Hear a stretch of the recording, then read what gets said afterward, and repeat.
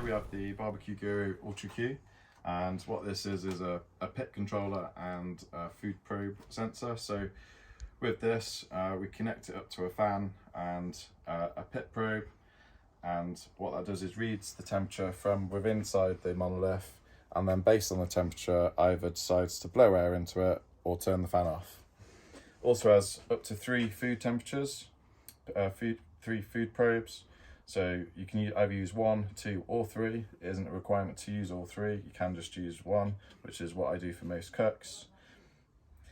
So you can use it as just a pit controller. You don't need to have the food probes in, but if you want it to read the food as well, then obviously you'd use 1, 2 or 3. It's really simple to set up. So you have a cable plugged in for the fan, and then a cable plugged in for the power. So if I go ahead and plug this in,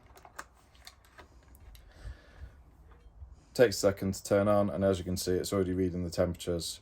The probes at the moment aren't inside the barbecue, so they're just reading the natural air temperatures.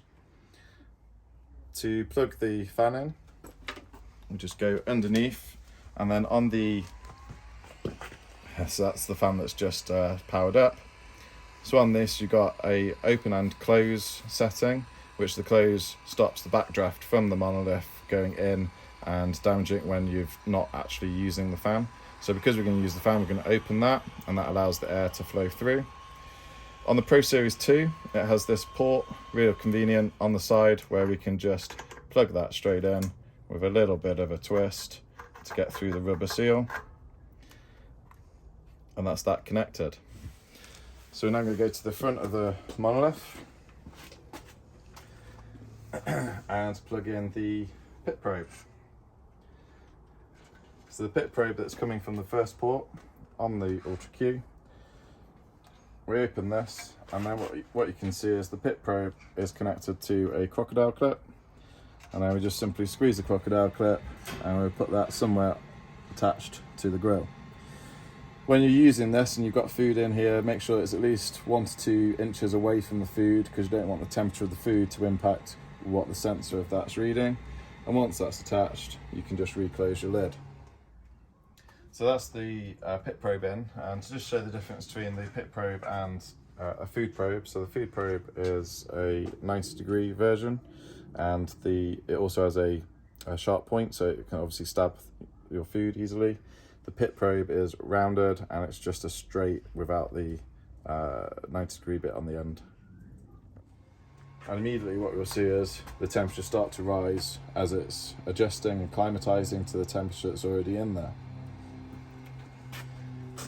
So the vent settings for the Ultra Q are going to be slightly different when we're using a pit controller. So the pit controller is essentially pressurizing the cooker, and it's adding all of the air that we want or will need. So what we're going to do is we're going to close the bottom vent completely. In terms of your top vent setting, it is going to be smaller than what you would use if you're using natural airflow. So for this cook, I'm just going to close it really small. Only a couple of millimeters is required for typically low and slow, at least 225, 250 degrees Fahrenheit.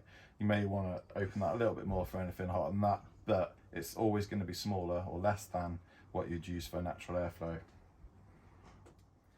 So the Ultra Q is the top of the range. It is Bluetooth and wireless, Wi-Fi wireless. So you've got an app that you can install on your phone and control it remotely. So if you want to get a cook going, get it set up, and then go to the pub or go back to work or whatever it may be, that allows you to monitor and control from a remote location, essentially anywhere in the world. There is a model that's just below it, which doesn't have the Wi-Fi, but it does have the Bluetooth, which you can also use with the app. So if you're just working from home or you're pottering around the garden, wherever it may be, then you can still control it via the app.